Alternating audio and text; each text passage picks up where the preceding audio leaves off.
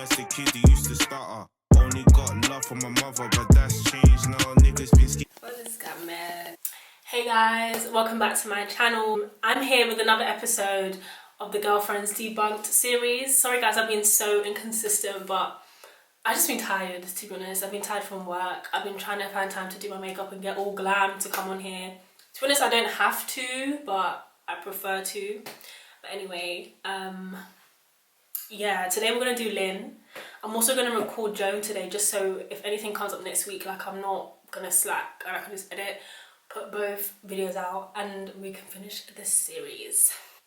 So today we're gonna get into Lynn Searcy. She's one of the girlfriends, one of the main 4 girlfriends. She knew Tony and Joan from college, so uni, and Lynn is like, if she was a girl I knew today, she'd be like a girl that's into like horoscopes and the new age religions and that kind of thing, like chakra. She'd be into that kind of thing.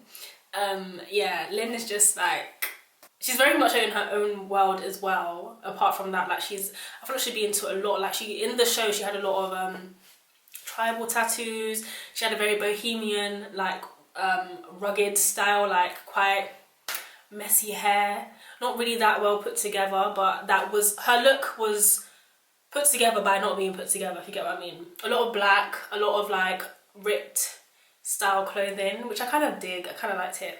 But she did polish up towards like the end. Lynn is like literally, she's stuck in a rut of just going back to uni and getting degree after degree after degree because she just cannot be committed. I thought she has huge commitment issues to not just men and stuff like that, but in life. Like she just cannot be committed to something. Hence why she keeps going back and getting degree after degree after degree after degree. She ends up having 5 degrees underneath her belt. And yeah, so when she finally finishes, I think she finishes uni, like her 5 degrees, or while she's studying, I'm not even too sure. She just finds herself at Joan's house all the time, living and leeching off Joan, eating her food, staying on her couch in her guest room, like just find herself, Joan will come home from work and then will just be there with her friends or her boyfriend or whoever she brought home last night, and it's like, but to be honest, Joan enables that, so, but when we do Joan, we'll get into that, but it's just like, Lynn didn't have any respect, sort of, maybe even for herself, but definitely not for Joan's home. She wasn't paying her rent either, she didn't have a job. So Lynn was overqualified. Overqualified and underpaid. She didn't have a job. She didn't want to go and actually look for a job. She only started doing job applications when her friends forced her to, but Lynn was not, she didn't want to work. She had this whole thing about, well, I don't want to work for people and I don't want to be a slave to capitalism. It's like, this is, you went back to uni 5 times, you're in debt. And I know in America they don't have student finance, I don't think. They don't have like what we have over here. So she's in some serious debt. Like I don't know what scheme they have set up there to pay it back, but child, 5 degrees. Anyways, as I said before, Lynn is uncommitted. Sorry, I'm looking at my phone. Lynn is uncommitted, and you see that not only in her, in the world of work and the world of education and academics, so academia, but in terms of like relationships, like she hasn't been able to keep a man, even like until the last series. It's not to speak down on her as a person, because sometimes maybe those men just don't want to be kept and she's doing all the right things, and you can't always blame the woman, or you can't keep a man, they can't keep a woman, do you get what I mean? So it goes 2 ways, but we don't see her ever settle down properly. Like she does try, I think a couple of them, the guy that was celibate, I forgot his name, that was going well, but yeah, she just didn't want to compromise, or she'd always go for these guys and find connections in weird places with them, like she'd connect on the wrong level with them and it just wouldn't work out. I kind of felt sorry for her, because if nothing else is going right, uni's not going right, work's not going right, she hasn't got any money to her name really, she's just leeching off people, and it's like, can't even get into a relationship for some sort of escapism. It's a bit sad. I'd be sad, I'd be super sad about it, I'd be depressed. That's another thing. Let's discuss Lynn's mental health. So, at one point we find out, well, we know that Lynn is adopted, like her parents are both white on the show. They are her adopted parents, and she has 2 white sisters. One of her sisters is like, she thinks she's what did Maya call her? A wigger. So she's a white girl that thinks that she's a black girl, and that she had her braids, she was doing all of this and all of that. Not saying that doing all this and all that makes you black, but she tried it. Like, she really tried to be a black girl caricature. And I didn't like the fact that Maya tried to entertain that, but anyway. Yeah, so she has like 2 white sisters, adopted sisters, basically her sisters, so adopted or not, that's her family. And then she goes looking for her mum. Her mum gets her to do like this documentary. And I think this was like one of my favourite sides to Lynn. When she started doing her documentary, she directed a documentary on AIDS and black women and just the black community full stop, HIV and AIDS, which I think was really like, I was like, even though this is fake, I was like, yeah. And at the end of the episode, they'd like credit, or they'd actually talk about true stories, like show on the what do you call it, like the credits, like they just show people that have actually died and passed away, like this episode is dedicated to so and so. It was actually really nice to watch. They end up meeting a girl from high school who apparently stole Joan's man back in the day. No, not high school, college. And it turns out that he gave her HIV. So he was DL, so he was gay on the down low, and he gave this lady HIV. And Joan and the other girls are a bit like, "Ooh, don't touch me," like. And the woman's trying to explain HIV cannot be caught by touch, like it's bloodborne. I think it's bloodborne and through some sort of bodily fluids, but it is not like, you can't sneeze and catch HIV. And I was like, this, trying to debunk the stigma behind HIV in the black community, and like going to get checked, going to get your blood work done just to check, just to be sure, because HIV can be passed down through pregnancy to the baby, to the fetus. And a lot of, let me give you some background. This is what I think.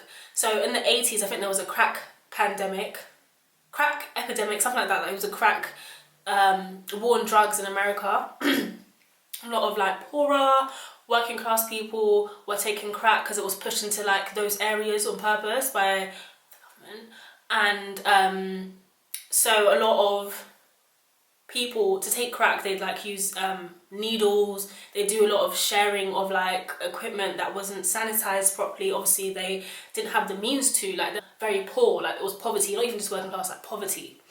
Not to say that everyone who's working class is poor, I'm sorry, don't cancel me. So yeah, obviously like HIV can be spread through sharing of needles and things like that, and sharing of just things like that. A lot of unprotected sex because people are high and they don't really know what they're doing, and they're not being safe, they're not thinking straight. So all of that mixed together allowed the spread of HIV. And if someone's mum has HIV, I'm sure they could pass it down to their kid in some circumstances. So anyway, it just brought light, Lynn's documentary brought light to that topic. They even had like a monologue of the lady, so the lady in the show, I forgot her name now, but she gave a monologue about like her battle with HIV, and then a few months later in the show she actually passes away from AIDS. So HIV developed and escalated to AIDS, which is like the worst version of HIV, and she sadly passed away like a lot of people do. So I liked that. I liked the fact that Lynn did that, and it was like she's used her academia and her skills that she's learned from uni or college to produce something so meaningful, and also not to just educate the people, the fictional characters on the show, but us in real life too. And I really like that, because at one point the lady, before she passes away, like she's just chilling with the girls like Maya, Joan, Tony, and they're cooking, and she cuts her thumb, or she cuts herself while she's like chopping something, and then they're just like, oh my god, like, you know, because HIV is in the blood, they're like, oh my god, oh my god, oh my god. And they're like, no, stay over there. And then they're like, throw the knife away. And she's like, you're not gonna get HIV from, we can wash the knife. And then Joan's like, no, we're throwing it away. And the lady just kind of offended. She's just like, oh, like, you guys don't get it. And then Joan actually throws the knife in the bin. Then when everyone leaves, she fetches the knife out of the bin and washes it and puts it away. And it's kind of like, it's nice to see that Joan's like, you know what, like, let me stop being so judgmental, and let me not have this stigma that people that have HIV are icky and dirty. Like, I'm not going to catch it from a knife. I wash the knife, I'm going to be perfectly fine. I really like that. Anyway, so Lynn does have some, you know, Lynn does have her good parts in the show. So next, well, I think what I was trying to say is, I went off on a tangent, a huge tangent. Yeah, she meets her real mum. And her real mum actually turns out she has bipolar.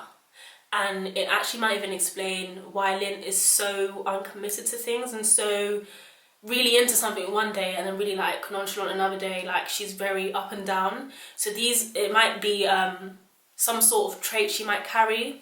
Maybe it's something she picked up from her mum, maybe it's genetic, like, you just never know. And I think it was nice for us to see that and to understand why Lynn is the way she is. Like, no one just wakes up and decides to be uncommitted and decides to be a leech. Like, something must be going on, do you get what I mean? So back to Lynn's sister and her being adopted. I think a lot of confusion in Lynn's life comes from her identity. So she doesn't know who her dad is. Actually, I feel like we do find out who Lynn's dad. Wait, that was a long time ago though. There's a lot of seasons, guys. I think Lynn does meet her dad. It's like, he's obviously black, her mum's white. A lot of the identity issues that some mixed race people may have. So it's like, well, my adopted parents, people I know as family since I was young, my sisters are white, grew up in a white neighbourhood and all that. And two of my closest friends, Tony and Joan in college, are black, and she's around a lot of black people there. But I think that might contribute to some of her not knowing where she fits in the world and not wanting to settle down. Like, she's neither here nor there, because one part of her is in this world, another part of her is this world, and she can't fully relate to each. Another thing that I found funny about Lynn is that she actually ended up lying about her sex life. Like, she was the free spirit, the one that just, like, she'd love a one-night stand, she'd love just multiple partners and doing all these different sexual activities. And then one time she's just talking to the girls, she's like, you know, I actually lied. Like, half the stuff I said I've done, I haven't done. Like, I just wanted something to talk about. And I think that comes from the fact that she doesn't have anything to talk about. She hasn't got a job. She doesn't want a job. Like, everyone else has something to talk about. Everyone else has some sort of ongoing relationship with a man, or Maya has her kid, Tony has work. Everyone else has something going on. Everyone else has their parents in their life. Even though Maya's mum is a single mum, she's got her mum. Her and her mum are really tight. Tony's got both her parents as well, even though they haven't the best relationship. They're there. Joan's got her parents too, not the best relationship, but they are there. Everyone is kind of sorted, and everyone kind of has, you know, a background and something permanent. That's the word I was looking for, something permanent going on. Tony gets a kid too. And Lynn's just kind of here drifting. So I guess she makes up these big, oh, I did this last night, and oh, I did and oh, I've done that before. You guys aren't wild, I've done this. It's like she wants something to talk about. I don't know how I feel about that, but I guess it's her way of coping. But at least she came out and said that she was lying about half the stuff. Lynn had a huge entitlement complex, which is what we noticed when, what we will talk about also when we mention Joan in this series, because she just thought that, yeah, like, you guys are my friends, you guys need to look after me. Like, who's gonna take me in this month? Who's gonna give me money this month? Who's gonna borrow me? Who's gonna lend me this much money? Like, even with William, like, oh, I forgot. Lynn, mate, I totally forgot to say that Lynn slept with William. I don't know what that was about. It made me uncomfortable. I don't really want to talk about it. Like, that was weird. It didn't last forever. It didn't really last long, actually, but it was just very strange.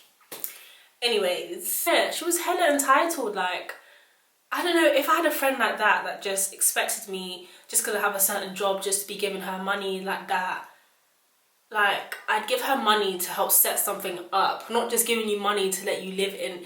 Like, I'm giving you money to eat, to live in my house. It just didn't make any sense. And Tony was the best at not letting Lynn do that. She took Lynn in for like a month or like a week, I can't remember. But Joan enabled that. Maya let her stay somewhere as well, and William. Like, they really should have. At this point, after 5 degrees, Lynn's definitely in her late 20s, early 30s, and you're still like asking for money like that. Worrying.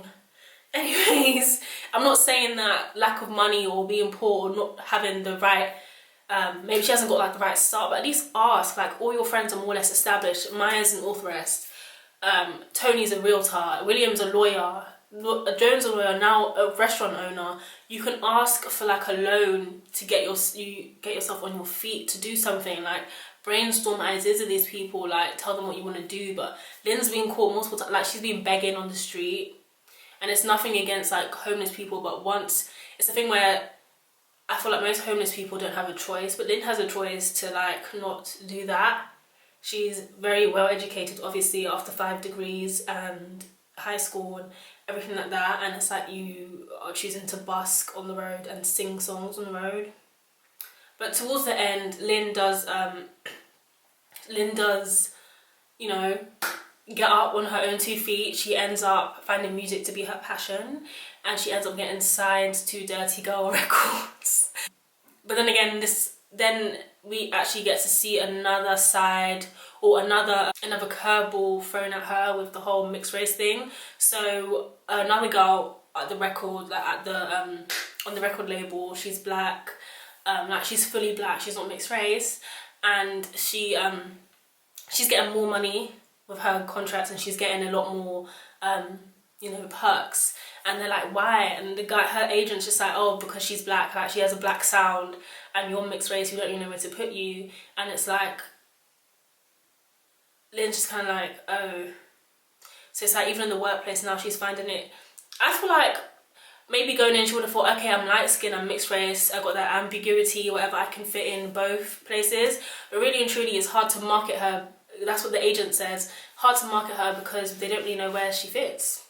Which I found like, I would have thought it would be easier, especially in the time, like the 2000s, it would have been easier to be like, oh yeah, like we got the new mixed race, like light skinned girl, but the other girl's actually, she's darker, she's fully black, and she's thicker as well. So it's like, I found that interesting. Anyway, what we can take from Lynn, what can we take from Lynn? We can take her free spirit, her openness. I feel like she's open to a lot. She doesn't like to shut down opportunities. Trying new things out, not being closed-minded to things. Taking your education seriously, I guess, but not to the extent where you're using it as a cover because you don't like working.